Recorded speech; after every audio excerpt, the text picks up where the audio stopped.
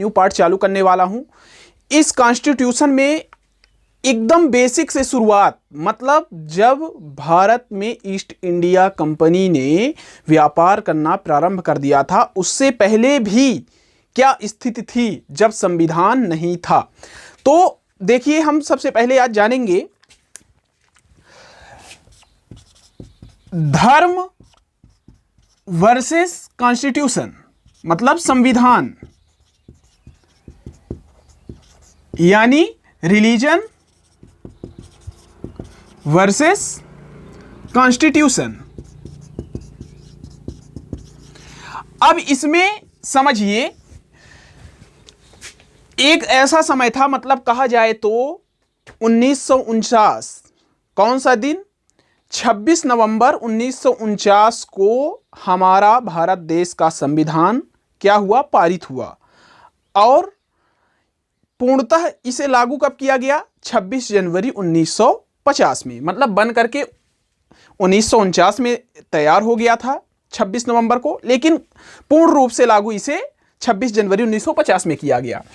लेकिन उसके पहले जब संविधान नहीं था, कोई लिखित संविधान या कोई पुस्तक नहीं बनी थी, तब किस बेस पर न्याय हुआ करते थे, या कहा जाए तो किस बेस पर हमारी यहाँ की शासन प्रणाली चलती थी, किस प्रकार का एडमिनिस्ट्रेशन काम करता था। तो आइए हम जानते हैं। तो धर्म, क्या बिना संविधान के हमारा समाज नहीं था, हमारे रीति रिवाज परंपराएं नहीं थी?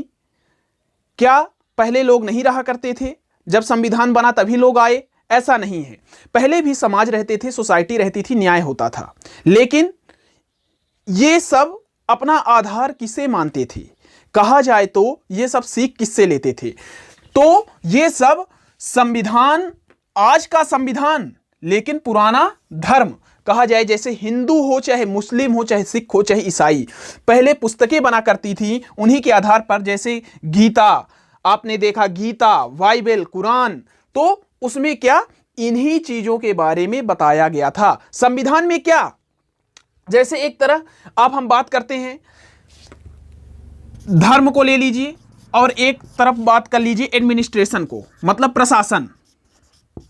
धर्म और प्रशासन, धर्म को प्रशासन का मित्र कहा गया है। क्या? धर्म को, मतलब रिलीजन को एडमिनिस्ट्रेशन का फ्रेंड बोला गया है। क्यों बोला गया है? क्योंकि जिस प्रकार प्रशासन में, मान लीजिए पुलिस का क्या काम करना है?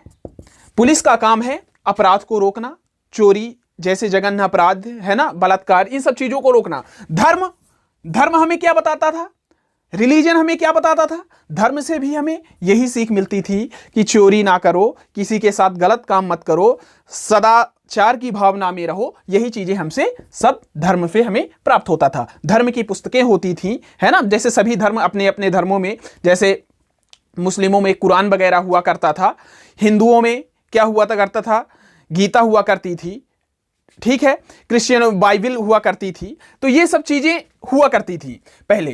तो पहले भी हमारे समाज अच्छे ढंग से कार्य करता था, संविधान के ना रहते हुए भी। तो ये ध्यान रखिएगा, धर्म को प्रशासन का मित्र बोला गया है। पहले किस तरह एडमिनिस्ट्रेशन चलाया जाता था जब संविधान नहीं बना था? अब तो मान लीजिए संविधान है तो सभी चीजें मतलब रेगुलर लिख दिया गया कि इस कोड के तहत ये धारा होगी, इसके तहत अगर कोई गलती करेगा तो ये सजा मिलेगी। पहले क्या हुआ था, आपको बता दें, ऋग वैदिक काल, वैदिक काल के समय लोग कबीलों के रूप में रहा करते थे। उस समय क्या होता था कि आपस में मामलों को सुलझा लेते थे, आपस में किसी मामले का निपटारा कर लिया जाता था। लेकिन आजकल पूर्णतः संविधान में लिखा गया है कि अगर ये काम होगा, है ना, अगर मौलिक अधिकार है, मौलिक कर्तव्य, किसी का फंडामेंटल राइट क्या है, किस तरह, किसको क्या जरूरत है, कहां पे कौन सा नियम लागू होगा, वो तो आज के संविधान में बराबर लिखा गया है, ठीक है ना। लेकिन पहले क्या था, लोग कबीलों के रूप में रहा करते थे। आज की नहीं बात कर रहा हूं मैं, ऋग वैदिक पीरियड की बात कर रहा हूं। उस समय रहे और वो लोग अपने मामलों का निपटारा कर लिया करते थे। धर्म के बेस पर ही गीता, बाइबल, कुरान हुआ करती थी। वही पुराना संविधान था, है ना। पहले जब ये संविधान नहीं बना था, उसके पहले लोग इसी को अपना पूर्णतः संविधान माना करते थे। अब हम बात करते हैं वेस्टर्न वर्ल्ड की। वेस्टर्न वर्ल्ड में, वेस्टर्न कंट्री जैसे मुख्य रूप से यूरोप में जैसे हमारे यहां ईस्ट इंडिया कंपनी आई थी। अच्छा ये बताइए ईस्ट इंडिया इसे क्यों कहा जाने लगा? ईस्ट इंडिया कहा जाने का मेन कारण ये था कि अपना जो मतलब भारत था, जो अपना भारत था तो वो कहां था? यूरोप से लोग भारत में इधर से किस ओर पड़ता है? ये ईस्टर्न साइड पड़ता है, पूर्व साइड पड़ता है, इसलिए इधर आए। इस कारण इसे ईस्ट इंडिया, मतलब भारत इधर है, ईस्ट साइड है, इस कारण से ईस्ट इंडिया बोला जाता है। अगर इधर होता तो क्या बोलते इसे? वेस्ट इंडिया, है ना, लेकिन इधर था, इस कारण इसे बोला जाता है ईस्ट इंडिया। इसीलिए यूरोपीय कंपनियां भारत पर व्यापार करने आई थी। लेकिन वहां पर क्या था? ईस्टर्न कंट्री में, जैसे यूरोप में मुख्यतः क्या हुआ करता था, वेस्टर्न वर्ल्ड में क्या था कि वो लोग रिलीजन को फिर संविधान नहीं मानने लगे। क्यों? क्योंकि वहां पर किनकी दादागिरी थी? वहां पर आपको हम बता दें, वेस्टर्न वर्ल्ड में चर्च की बहुत ज्यादा दादागिरी थी। किसकी? चर्च की। वो क्या करते थे? वो हमेशा टैक्स वसूला करते थे, कर लगाया करते थे। टैक्स वसूलने के कारण, और जो ये कर था ये उचित कर नहीं था, असंगत कर था, मतलब बेफालतू के कर लिए जाते थे। अब बताइए, अगर कोई धर्म के नाम पर बेफालतू का टैक्स वसूलेगा तो क्या कोई देगा? नहीं देगा। इस कारण वहां पर रिलीजन को पूर्णतः सेपरेट कर दिया गया। किसमें सेपरेट कर दिया गया? एडमिनिस्ट्रेशन में क्या कर दिया गया? सेपरेट कर दिया गया, मतलब रिलीजन को, धर्म को प्रशासन में मिला दिया गया। और यह बोला गया कि अब धर्म के आधार पर नहीं, प्रशासन के आधार पर काम चलेगा। लेकिन अपने भारत में ऐसा नहीं है। अपने भारत में आज भी अगर बात की जाए, जहां एक सिक्के के दो पहलू हैं, एक और की बात की जाए तो अपने यहां संविधान का भी पूर्ण पालन होता है और दूसरी ओर धर्म का भी पालन होता है। कोई अगर हज यात्रा पे जाता है तो शासन उसकी सहायता करती है, कई प्रकार की सब्सिडी देती है। या फिर आप कोई तीर्थ यात्रा पर जा रहे हैं, है ना, तो उसमें भी आपको शासन मदद करती है। इस प्रकार एक जगह धर्म की भी रक्षा हो रही और एक समय एडमिनिस्ट्रेशन की भी एक जगह रक्षा हो रही। तो अपना भारत, इसीलिए अपने भारत का संविधान क्या है? बहुत अच्छा है। और भारत का संविधान बहुत लचीला है, फ्लेक्सिबल है, बहुत लचीला। क्यों इसे लचीला बोला जाता है? अरे भाई, आज तक लगभग 100 से ज्यादा अमेंडमेंट, मतलब संविधान संशोधन हो चुके हैं। तो ये नहीं है कि जो पुराने लोग बना के चले गए, भीमराव अंबेडकर जी वगैरह, और जो उस समय संविधान सभा के निर्माण में लोग थे, वो लोग जो बना के चले गए तो वैसा ही चलाएगा। अरे आज की जरूरत के अनुसार काम होगा ना। तो जैसी जरूरतें होती गई उस अनुसार संविधान में परिवर्तन किया गया।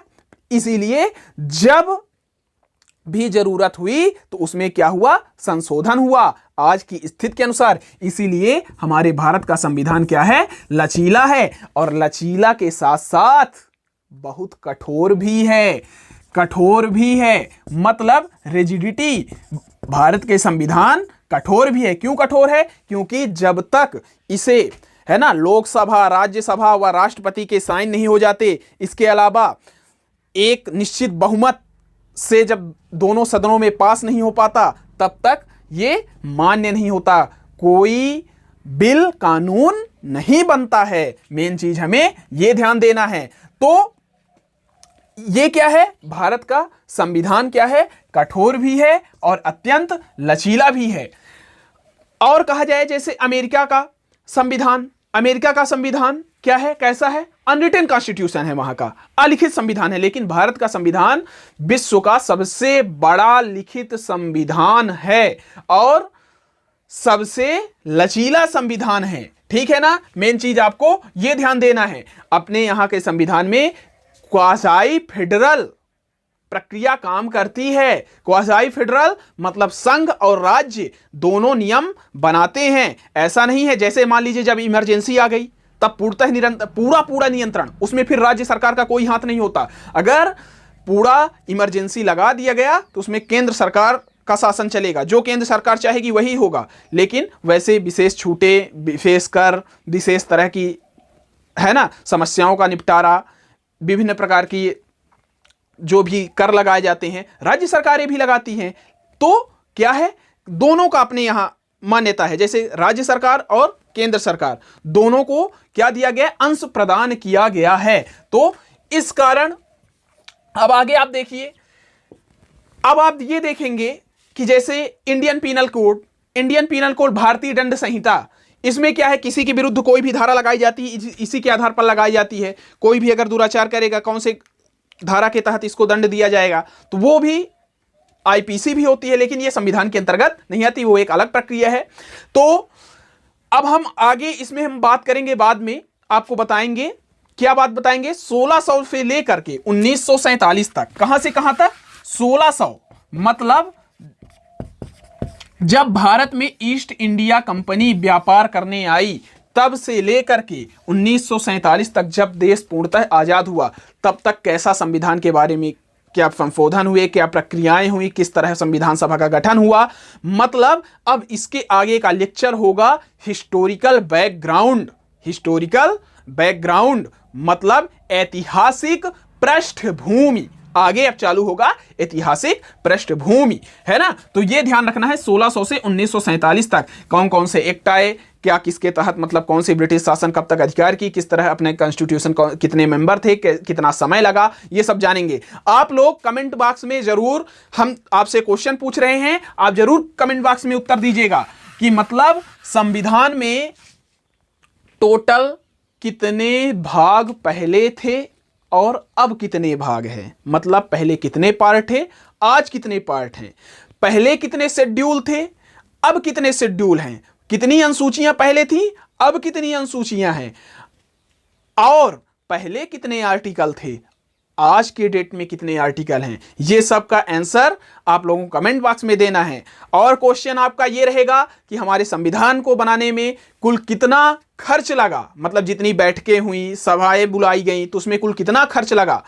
तथा संविधान बनने में टोटल कितना समय लगा, टाइम पीरियड कितना लगा, जितना, तो ये सब आपको कमेंट बॉक्स में बताना है। अब इसके आगे हम 1600 से करके, मतलब थोड़ा थोड़ा लेक्चर चलेगा, लेकिन पूर्णतः शुरू से लेके अंतिम तक विस्तार से आपको समझना है। इसकी मेरी गारंटी है कि आपको पूरा पूरा समझ में आएगा। पूर्णतः शुरू से लेके चलना है 1600 ईस्वी, जब से मतलब 1600 से, जब से मतलब ईस्ट इंडिया कंपनी व्यापार करने भारत में आई, और पूरा 1947 तक, जैसे पूरा जब 46 में जैसे 26 नवंबर 1949 को बन गया, फिर 50 में लागू हुआ, देश आजाद हुआ 47 में, ये सब प्रक्रियाएं एक एक करके हम लोग जानेंगे। तो आप लोग अपने से भी एम लक्ष्मीकांत की बुक भी फॉलो कर सकते हैं, अच्छी बुक है, उसी के आधार पर 5th 6th एडिशन जो भी आप ले लिए होंगे उसके आधार पर आप पढ़ाई चालू कर दीजिए और नियमित रूप से पढ़िए। मतलब ये रखिए कि आगे जो मैं पढ़ाऊं तो उससे पहले आप पढ़ लीजिए, जिससे आपको और अच्छा समझ में आए। और बाकी ऐसा नहीं है, आपको समझने का पूरा प्रयास किया जाएगा और पूर्णतः समझ में आएगा, ऐसा मेरी आशा है। अगर आपको वीडियो पसंद आई होगी तो लाइक करिएगा, अगर चैनल को नहीं सब्सक्राइब किए होंगे तो चैनल को सब्सक्राइब कर लीजिएगा, बेल आइकन भी दबा लीजिएगा, जिससे आपको सही समय पर नोटिफिकेशन मिल सके। अगर वीडियो नहीं पसंद आई है तब आपको डिसलाइक करना है, लेकिन बता दीजिएगा कमेंट बॉक्स में कि आपने डिसलाइक क्यों किया। धन्यवाद।